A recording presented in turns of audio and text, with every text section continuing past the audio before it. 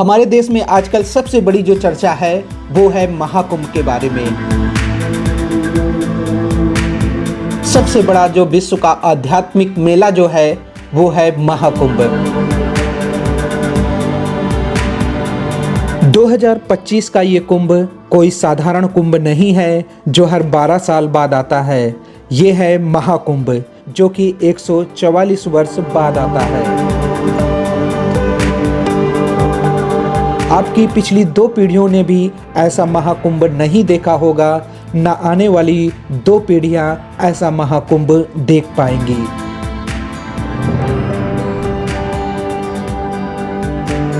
कुछ ही घंटे का आपको इंतजार है और महाकुंभ जो है स्टार्ट हो जाएगा। इस महाकुंभ में अध्यात्म को तो बल मिलेगा ही मिलेगा, साथ में अर्थव्यवस्था को भी बहुत ही ज्यादा बल मिलेगा। महाकुंभ में डुबकी लगा के पुण्य कमाने से पहले इस वीडियो की वार्ता को सुने और थोड़ा सा पुण्य कमाए। तो आज हम जानेंगे प्रयागराज महाकुंभ के बारे में, कुछ विशेष बातों के बारे में, कुछ विशेष जानकारी हम आपको देने वाले हैं। तो कुल मिलाकर कह सकते हैं आज की वीडियो आप सभी के लिए बहुत ही ज़्यादा खास है। पूरी वीडियो डिटेल में जानकारी देंगे और पूरी अगर वीडियो आप देखेंगे तो आप लोगों के लिए प्रयागराज महाकुंभ जो है बहुत हद तक सरल हो जाएगा। आप आसानी से प्रयागराज पहुंचकर डुबकी लगा पाएंगे। तो आइए जानते हैं प्रयागराज महाकुंभ के बारे में। सबसे पहले जानते हैं कि कुंभ कितने तरह के होते हैं।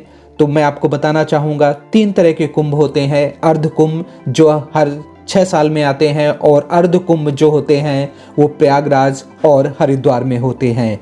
कुंभ जो हर 12 साल में आते हैं और होते हैं प्रयागराज, हरिद्वार, उज्जैन और नासिक में। और जो 144 वर्ष बाद आता है और वो होता है महाकुंभ जो कि होता है प्रयागराज में। तो इस बार का जो महाकुंभ है वो प्रयागराज में है और 144 वर्ष बाद आया है। आपने इसमें डुबकी लगा ली तो आप बहुत ही ज़्यादा भाग्यशाली होंगे, क्योंकि आपकी आने वाली 2 पीढ़ियां भी ऐसा स्नान नहीं कर पाएंगी।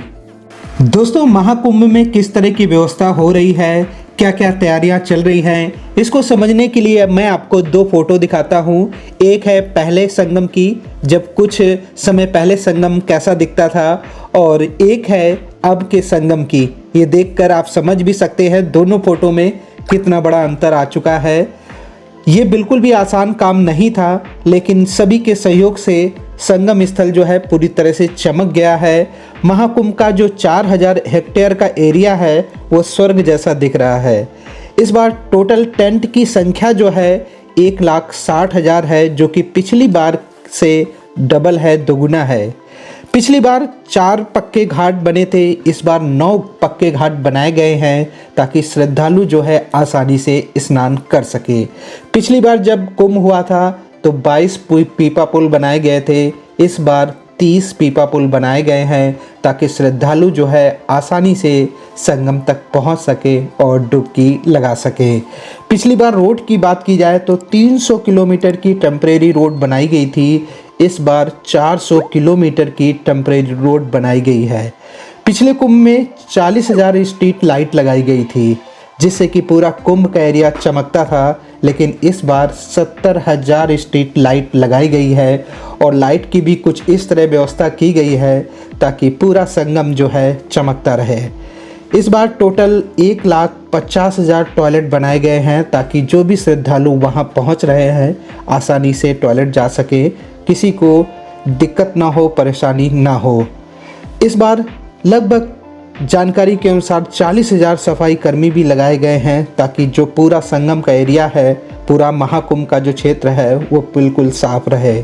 बसों की बात की जाए तो इस बार 7,000 बसें लगाई गई हैं, श्रद्धालुओं को आने जाने के लिए कोई परेशानी ना हो।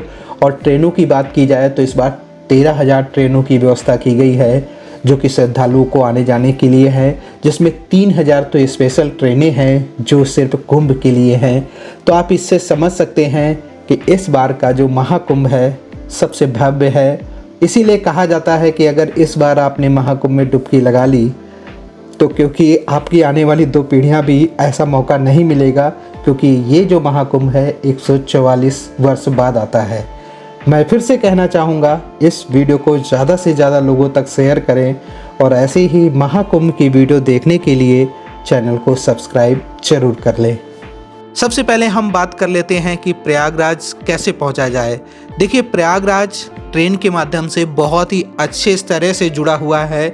दिल्ली हो या हावड़ा हो या हम कह सकते हैं मुंबई हो, कलकत्ता हो, जितने भी देश की बड़े बड़े शहर हैं, मैक्सिमम शहरों से डायरेक्ट प्रयागराज के लिए ट्रेन मिल जाएगी। अगर आपके शहर से ट्रेन नहीं है तो आपके आसपास जो बड़ी सिटी है वहाँ से डायरेक्ट ट्रेन मिल जाएगी। ट्रेन सबसे अच्छा माध्यम है और इस बार तो प्रयागराज के कई जो छोटे स्टेशन हैं उन्हें भी बहुत अच्छे से तैयार कर दिया गया है। प्रयागराज जंक्शन तो पूरी रूपरेखा ही बदल गई है, बहुत सुंदर बना दिया गया है। एक संगम स्टेशन भी है, उसके साथ साथ एक छिवली के नाम पर एक स्टेशन है, सूबेदारगंज स्टेशन है और नैनी स्टेशन है। बहुत सारे स्टेशन जो है उनमें और आधुनिक सुविधाएं दे दी गई है ताकि जो भी श्रद्धालु वहां पर पहुंचे वो आसानी से ट्रेन के माध्यम से पहुंचे और डुबकी लगा सके। तो दोस्तों, फाइनली अब हम पहुंच चुके हैं प्रयागराज जंक्शन में और यहां से हम आपको महाकुंभ क्षेत्र की ओर ले चलेंगे और वहां पर महाकुंभ से संबंधित बहुत सारी जानकारी आपको देनी है। कुछ ऐसे रूट हैं जहां पर अगर आप कार से भी जाना चाहें तो कार से भी जा सकते हैं। टोल टैक्स भी कई जगह के 7-8 ऐसे पॉइंट हैं जहां पर टोल टैक्स भी जो हैं फ्री कर दिए गए हैं। अगर आप नॉर्मल अपना पर्सनल व्हीकल लेकर आप प्रयागराज महाकुंभ में जा रहे हैं तो टोल टैक्स भी फ्री कर दिए गए हैं। सिर्फ जो कमर्शियल व्हीकल हैं उनके लिए टोल टैक्स वहाँ पर लगेगा। दोस्तों, इससे पहले हम वीडियो में आगे बढ़े, सबसे मेन बात को हम कर लेते हैं और वो है स्नान की डेट क्या है, विशेष स्नान कब है। खास स्नान के साथ साथ सबसे मेन जो स्नान होता है शाही स्नान।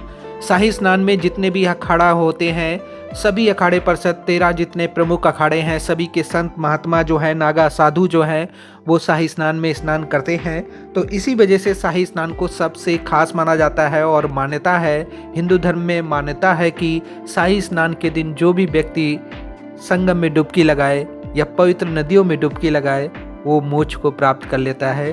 तो इसी वजह से इस दिन जो है सबसे ज़्यादा श्रद्धालुओं की भीड़ होने की उम्मीद भी रहेगी। हो सकता है कि 3-4 करोड़ लोग जो है शाही स्नान पर प्रयागराज पहुँचे। तो सबसे पहले जो 13 जनवरी का स्नान है वो पौष पूर्णिमा का स्नान है, जो कि एक विशेष स्नान है। तो 13 जनवरी से स्नान जो है शुरू हो जाएंगे। उसके बाद आएगा 14 जनवरी और 14 जनवरी को मकर संक्रांति का पहला शाही स्नान है। तो ध्यान रखें, शाही स्नान को भी आप नोट करके रख सकते हैं। उसके बाद 29 जनवरी को दूसरा शाही स्नान होगा। उस दिन मौनी अमावस्या का स्नान है। मौनी अमावस्या का स्नान बहुत खास माना जाता है, ये दूसरा शाही स्नान है। उसके बाद 3 फरवरी को बसंत पंचमी पर शाही स्नान है। तो ये तीसरा शाही स्नान है 3 फरवरी पर। और उसके बाद अचला सप्तमी 4 फरवरी को स्नान है, ये एक विशेष स्नान है। उसके बाद माघ पूर्णिमा, जिसे माघी पूर्णिमा भी कहते हैं, 12 फरवरी को स्नान है। तो ये एक विशेष स्नान है। उसके बाद महाशिवरात्रि का स्नान आएगा, ये भी एक विशेष स्नान है। महाशिवरात्रि में भी बहुत सारे लोग जो है पवित्र संगम में डुबकी लगाते हैं। तो ये खास स्नान है। बाकी 13 जनवरी से लेकर 26 फरवरी तक के बीच के जो बाकी दिन है वो नॉर्मल स्नान होंगे। उन दिनों भी ये मान के चलिए कि 1-2 करोड़ लोग उन दिनों भी आ सकते हैं।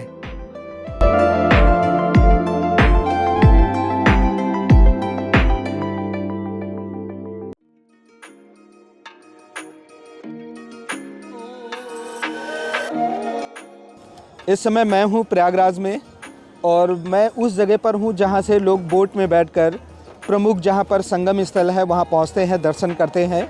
ये जो घाट आप देख रहे हैं ये आज से कुछ महीने पहले नहीं था, लेकिन प्रयागराज महाकुंभ के दौरान ऐसे बहुत सारे कार्य किए गए हैं जिनको श्रद्धालुओं को काफ़ी सुविधा मिलेगी। ये एक नया घाट है और काफ़ी सुंदर सा ये घाट बनाया गया है और कह सकते हैं कि जब आप महाकुंभ में आएंगे तो इस घाट का बहुत ही ज़्यादा रोल होगा।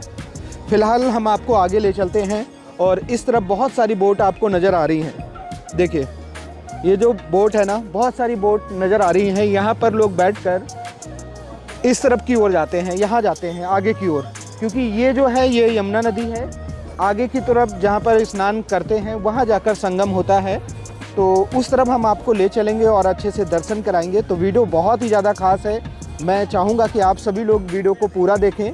और अगर आप ऐसे ही प्रयागराज की वीडियो देखना चाहते हैं तो चैनल को सब्सक्राइब ज़रूर कर लें, ताकि हर वीडियो देखकर दर्शन भी कर सकें। आइए आपको बोट की तरफ ले चलते हैं। तो आप देख सकते हैं यहाँ पर गंगा, यमुना, सरस्वती तीनों पवित्र नदियों का संगम हो रहा है। और यहाँ पर जल देखिए, लेफ्ट साइड में आपको काला काला जल नज़र आ रहा होगा और राइट साइड में मटमैला जिसमें रेत आपको नज़र आ रही है। जो मटमैला जल है जिसमें रेत है वो गंगा जी का जल है, और इस तरफ जो जल दिख रहा है ना, ये यमुना जी का जल है जिसमें सरस्वती जी का जल मिला हुआ है।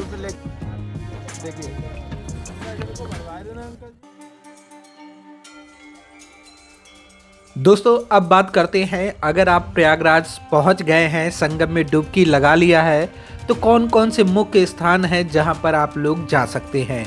हालांकि मैंने इसकी एक डिटेल वीडियो बनाई थी कुछ दिन पहले, अगर आपने वो वीडियो नहीं देखी है तो ज़रूर देख ले।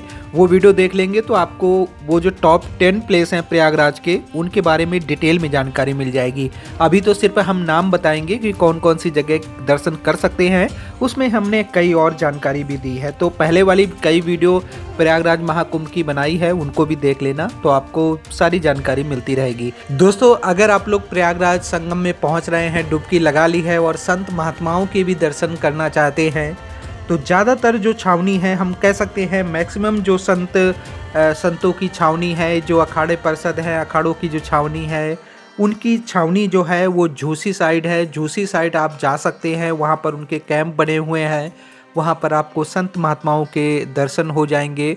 और उसके साथ साथ वहाँ पर हमने आपको बताया भी है कि जहाँ पर संत महात्माओं के अखाड़ा परिषद है, अखाड़ा हैं, वहाँ पर आप लोगों को रुकने के भी बहुत सारे कैंप, टेंट की सुविधा मिल जाएगी। अगर आप लग्जरी कॉटेज भी लेना चाहते हैं तो उसी साइड आपको बहुत सारी लग्जरी कॉटेज मिल जाएंगी, जहाँ पर आपको अच्छा खासा बजट भी पे करना होगा। डोरमेट्रिक बेड की सुविधा भी मिल जाएगी। और जो है कि जब आप महाकुंभ के लिए जा रहे होगे, संगम स्थान के लिए जा रहे होगे, तो उससे पहले का एरिया जो है वहाँ पर गवर्नमेंट ने भी बहुत सारे ऐसे डोरमेट्रिक बेड बना रखे हैं, जहाँ पर श्रद्धालु जो है आराम से रुक सकते हैं और लो बजट में आपको वहीं पर व्यवस्था मिल पाएगी। दोस्तों प्रयागराज के कुछ धर्मशालाओं के बारे में मैं आपको जानकारी दूंगा, उनके नाम बताऊंगा, तो आप इन धर्मशालाओं के बारे में और अच्छे से पता कर सकते हैं। और यहाँ पर अगर आपको रूम मिल जाता है तो आपको लो बजट में रुकने का साधन मिल जाएगा।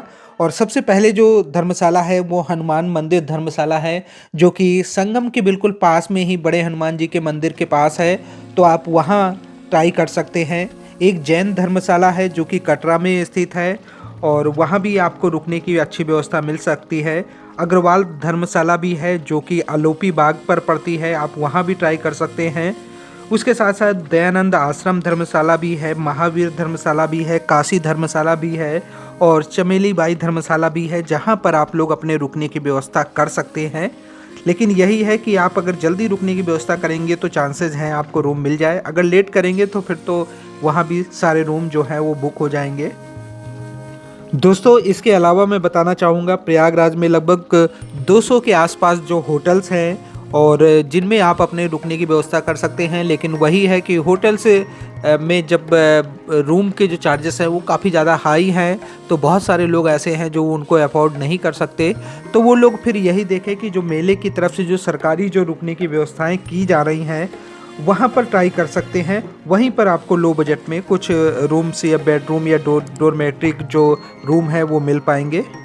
दोस्तों अब बात करते हैं, जब इतनी ज़्यादा संख्या में श्रद्धालु पहुँचेंगे तो उनकी सुरक्षा के लिहाज से भी वहाँ पर कितने पुलिस बल तैनात होंगे, कितने वहाँ पर सफाई कर्मी भी होंगे, क्योंकि जब करोड़ों लोग पर डे पहुँचेंगे तो कम से कम हज़ारों लोगों की संख्या में सफाई कर्मी भी चाहिए। उसके साथ साथ जो पुलिस बल है वो भी तैनात होना चाहिए, हमारे जवान भी होने चाहिए।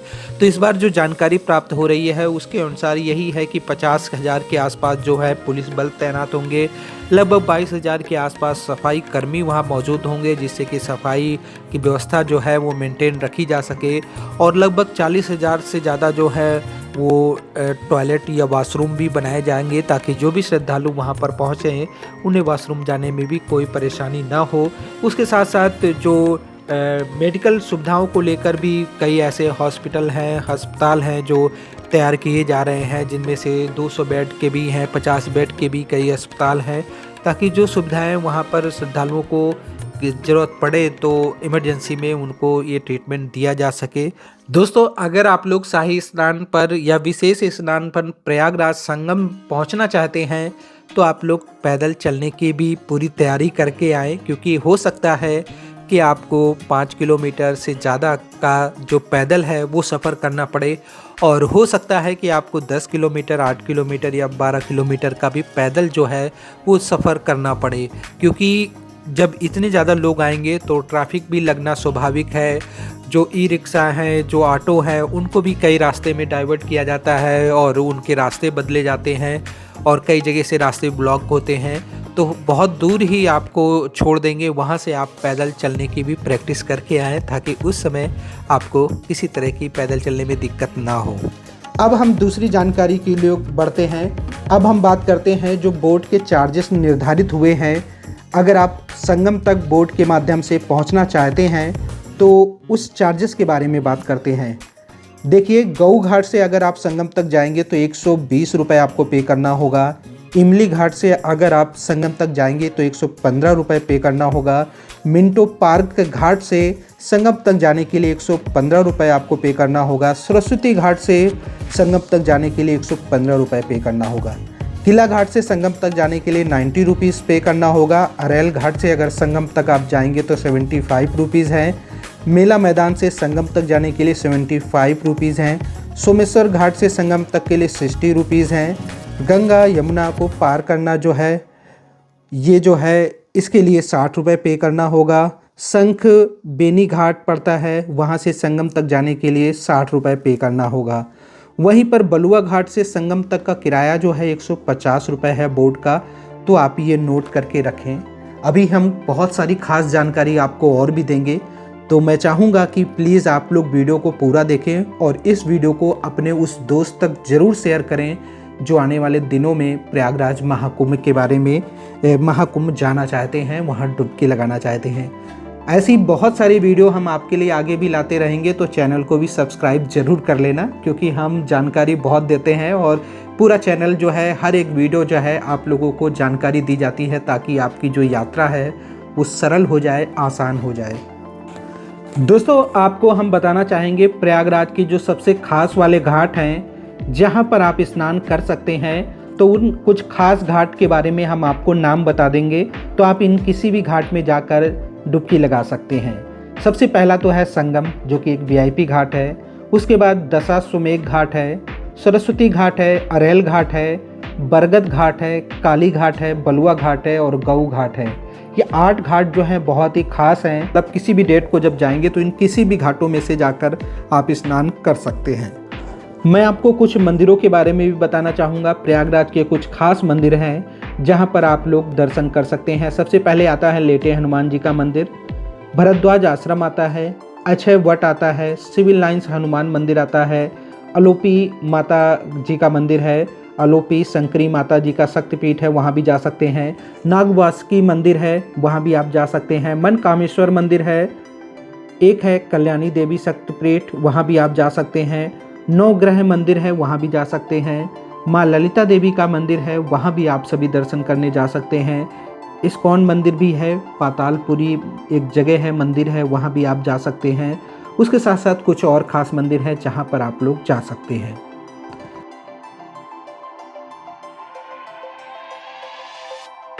दोस्तों, अब मैं आपको प्रयागराज संगम स्टेशन के बारे में कुछ ज़रूरी जानकारी दूंगा। प्रयागराज संगम स्टेशन जो है सबसे नज़दीक संगम के पड़ता है और इस स्टेशन की कुछ डेट ऐसी हैं, कुछ दिन ऐसे हैं जब ये पूरी तरह से बंद रहेगा, तो इन डेट को आप लोग नोट करके रखें। पहली बात तो जब मुख्य स्नान होगा उससे एक दिन पहले जो है संगम स्टेशन पूरी तरह बंद रहेगा और उसके 2 दिन बाद तक ऐसा रहेगा। जैसे कि 13 और जो 14 को स्नान होने वाला है, 13 से महाकुंभ स्टार्ट हो जाएगा और 14 को जो है वो पहला शाही स्नान है जिसे अमृत स्नान बोला गया है। तो 12 जनवरी से लेकर 16 जनवरी तक जो प्रयागराज का संगम रेलवे स्टेशन है वो पूरी तरह से बंद रहेगा। तो आप इन बात को नोट कर लें। और वहीं बात करें मौनी अमावस्या जो है 29 जनवरी को है और 28 जनवरी से ही जो रेलवे स्टेशन है बंद हो जाएगा और 31 जनवरी तक ये स्टेशन पूरी तरह बंद रहेगा। बसंत पंचमी में सेम ऐसा ही है।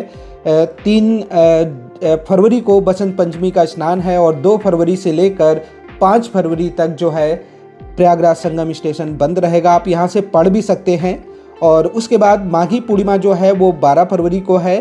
11 फरवरी से लेकर 14 फरवरी तक प्रयागराज संगम रेलवे स्टेशन बंद रहेगा। और महाशिवरात्रि जो है वो 26 फरवरी को है। 25 फरवरी से लेकर 28 फरवरी तक जो है रेलवे स्टेशन बंद रहेगा। तो ये बहुत ही खास जानकारी आप सभी के लिए है और इसको आप नोट करके रखें। और प्रयागराज संगम रेलवे स्टेशन ही क्यों बंद है, बाकी रेलवे स्टेशन क्यों चालू है, इसका सबसे बड़ा रीज़न है क्योंकि संगम स्टेशन जो है वो संगम के काफ़ी करीब पड़ता है और काफ़ी पहले से ही लोगों को एक प्लान के तहत धीरे धीरे करके संगम की ओर ले जाया जाएगा। और एकदम से अगर संगम रेलवे स्टेशन चालू रहेगा तो फिर बहुत तेज़ी से लोग अफरा तफरी होगी। तो इस वजह से सभी कुछ शेड्यूल से चलता रहे, सिस्टमेटिक चलता रहे, इसकी वजह से ये प्लान किया गया है। तो आप इन डेट को नोट कर सकते हैं। भारत का सबसे बड़ा आध्यात्मिक मेला जो है ये कुंभ और महाकुंभ होते हैं, जहां पर सबसे ज़्यादा श्रद्धालु पहुंचते हैं और आस्था की डुबकी जो है लगाते हैं।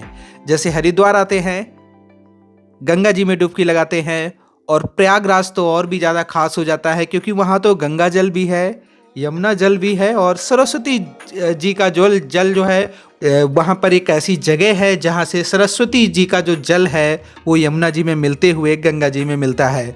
और प्रयागराज तीर्थों का प्रयाग है, तीर्थों का राजा माना जाता है और इसी वजह से इस बार का जो प्रयागराज महाकुंभ है सबसे ज़्यादा खास होता है।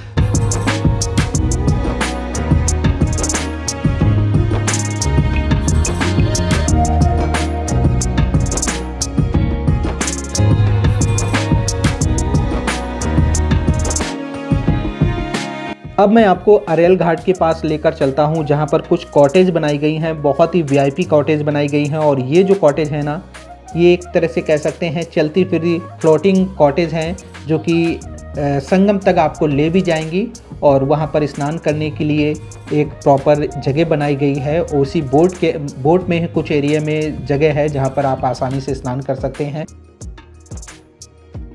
और उनके स्नान करने के लिए ये वाली जगह है। और जो भी श्रद्धालु यहाँ पर अगर आता है तो बीच में ये एरिया ऐसा छोड़ा गया है, अगर कोई भी स्नान करना चाहे और ये जो है किसी भी जगह पर मूव कर सकती है और मूव करते हुए आपको यहाँ की जो संगम स्थल है, ये जो घाट है, वहाँ सभी पर ये जा सकती है आसानी से। तो ऐसी बहुत सारी कॉटेज यहाँ भी दिख रही हैं। देखिए इस तरफ भी है एक कॉटेज, ये है। अंदर आने का मतलब यही था कि यहाँ की सुविधाएं आपको दिखा सके, लेकिन यहाँ का जो चार्जेस है वो काफ़ी ज़्यादा हाई रहेगा। दोस्तों वीडियो अच्छी लग रही है तो लाइक ज़रूर कर देना और आगे भी शेयर करते जाना। अब मैं आपको लेकर चलता हूं। अभी तो आपने कॉटेज देखी है जो वीआईपी कॉटेज है, हालांकि किराया जो है काफ़ी ज़्यादा है, लेकिन आपको हम एक बात फिर से बताना चाहेंगे कि प्रयागराज महाकुंभ के दौरान ना जो होटल के चार्जेस है ना वो भी 10,000 15,000 के आसपास होंगे। तो उनको देखते हुए ये लगभग कह सकते हैं बराबर की ही कॉटेज चार्जेस हैं। और अरेल घाट के पास से लगभग 1.5 या 2 किलोमीटर की दूरी पर शिवालय पार्क है, तो मैं लेकर आपको वहां पर चलूंगा। और शिवालय पार्क बहुत ही सुंदर जगह है। तो दोस्तों फाइनली हम शिवालय पार्क के अंदर आ चुके हैं और ये जो है महाकुंभ प्रयागराज के लिए एक बहुत ही खास प्लेस तैयार किया जा रहा है ताकि जो भी श्रद्धालु यहाँ पर आ रहे हैं वो 12 ज्योतिर्लिंग के दर्शन कर सकें।